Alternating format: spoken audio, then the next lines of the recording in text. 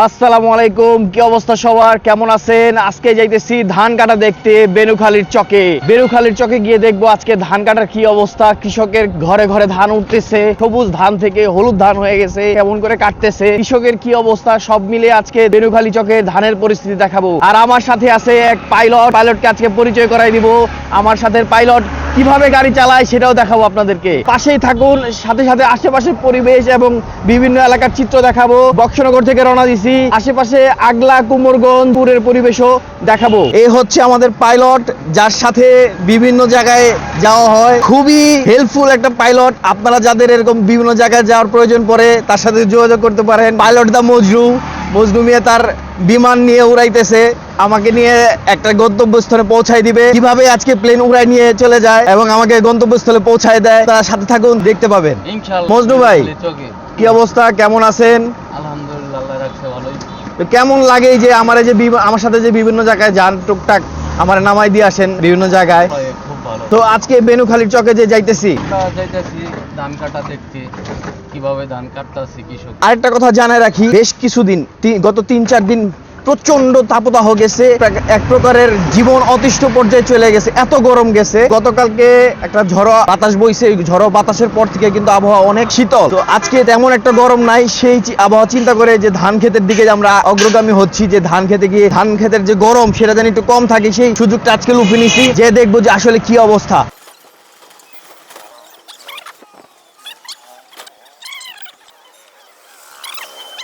আমরা এখন চলে আসছি বেনুখালীর চকে। মজনু ভাই নামাই দিয়ে গেল, মজনু ভাই বিদায় নিবে। আপনারা দেখতে পারেন আমরা এখন বেনুখালীর চকে আছি। একদম পুরো এরিয়া হলুদ হয়ে গেছে, ধান পেকে হলুদ হয়ে গেছে। মানে আশেপাশে সব ধান কাটার এরিয়া, সব ধান দিয়ে ভরা এবং ধান কাটাকাটি চলতেছে। সো এইখানে ধান কাটার এক মহা উৎসব চলতেছে। কৃষক তার গোলা ভরার জন্য ধান কাটতেছে। অর্থকরী ফসল বলেন, সোনালী ফসল বলেন, বাংলাদেশ নদীমাতৃক দেশের সাথে সাথে কৃষিপ্রধান ফসল ধান। কবি দ্বিজেন্দ্রলাল রায় যে কবিতা লিখে গেছেন, তার দুইটা লাইন আমি বলতে চাই।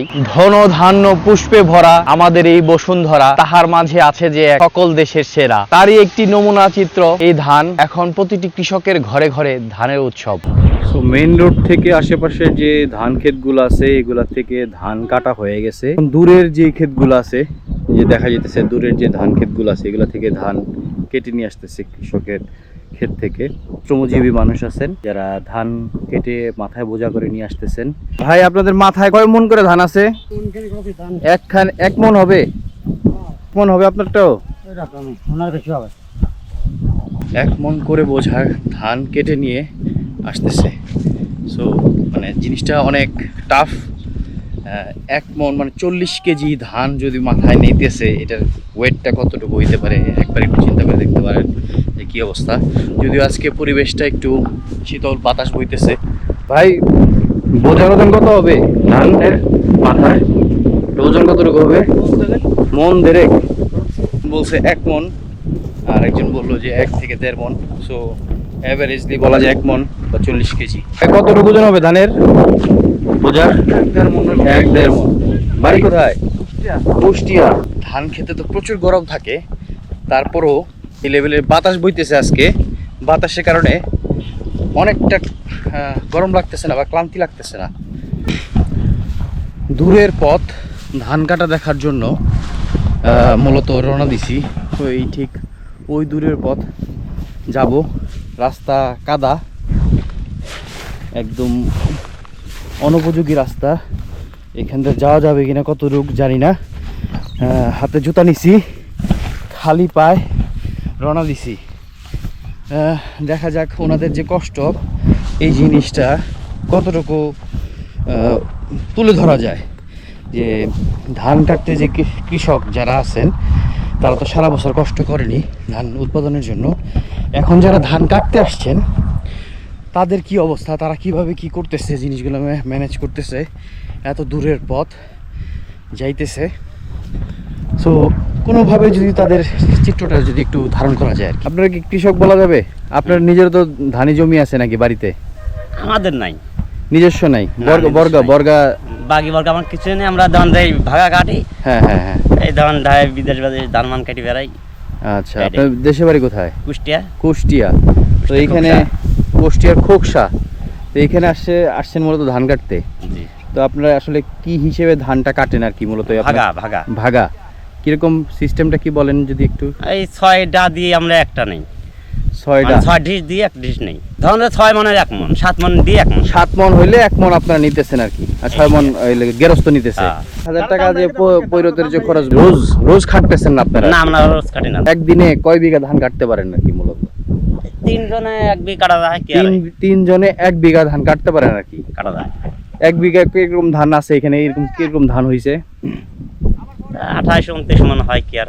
মানে এখানে পাইতেছেন যে 28-29 মন হইছে 1 বিঘায়। হ্যাঁ, আচ্ছা, তার মানে আপনাদের এই সারাদিন লাগে নাকি মনে করেন যে তামান দিনই লাগি যায় 1 বিঘা কাটতে? একদিন বিঘা কাটতে। 1 বিঘা ধান কাটতে, ধান খেতে ধান কাটতে তামান দিন লেগে যায়। সারাদিন লেগে যেতেছে। শুরু করেন সকাল কটার দিকে? 4টে সময় রাখছি, 7:30 সকাল 4:30টায়, মানে ফজরের ওয়াক্তের দিকে শুরু করেন। আর শেষ করেন কখন? রাত 8টা পর্যন্ত। 8টা পর্যন্ত চলে? অন্ধকারে ধান কাটেন কেমনে? না সেই সময় ধান কাটতে নিতে যাই, 2টা পর্যন্ত ধান কাটে শ্বাস করে যাবো না। আচ্ছা, 2টা পর্যন্ত ধান কাটা চলে আর কি। মালাটাই করি শ্বাস করে যাবো না। তাহলে কতদিন আগে আসছেন আপনারা? আমরা আইসি 9 দিন আইসি। 9 দিন হইছে। আর কতদিন থাকবেন? 4-5 দিন। 4-5 দিন, মানে ঈদের আগে আগেই চলে চলে যেতেছেন? যাওয়া। চলে যাবেন, মানে ম্যাক্সিমাম ধান কাটা এখানে হয়ে গেছে দেখা প্রায় যাচ্ছে। শেষের দিক। ম্যাক্সিমাম এখানে আসলে ধান যতটুকু হলুদ দেখা যায় যেগুলো হচ্ছে খের বলে না? খের, আর কোনো নাম আছে এটার? না আর এটা খেরই বলে, কিন্তু এখন আসলে এই যে ভাইয়ের কথা যেটা শুনলাম, আগে যেটা খের বড় বড় খের পাওয়া যেত, এখন হচ্ছে ছোট। এখানে আর নাই। এখানে ছোট করে কাটা হয়, কারণ এখানে খেরের মূল্যায়ন কম বা খের নেওয়ার জন্য তো আগ্রহ থাকে না আর কি। তো এটা ছোট করে কাটা হইতেছে। ঠিক আছে ভাই, ধন্যবাদ। টিকিটপুরের চক বলেন বা বেনুখালীর চক বলেন, এখান থেকে বিদায় নিতেছি। নেক্সটে অন্য কোনো জায়গায় দেখা হবে ইনশাআল্লাহ। পাশে থাকবেন, নতুন কোনো স্থান ও নতুন কোনো বিষয় নিয়ে আপনাদের সামনে উপস্থাপন করব। আশা করি আপনাদের ভালো লাগবে। আর যদি আপনারা ভিডিওটি পছন্দ হয়, লাইক কমেন্ট করে জানাতে পারেন যে আসলে কোন বিষয় আপনারা দেখতে চান, বা মন্তব্য করতে পারেন কোন বিষয়টি আপনাদেরকে ভালো লাগেনি। আর নতুন কোনো জায়গায় দেখতে চাইলে আপনারা কমেন্ট করে জানাতে পারেন। ধন্যবাদ, আল্লাহ হাফেজ।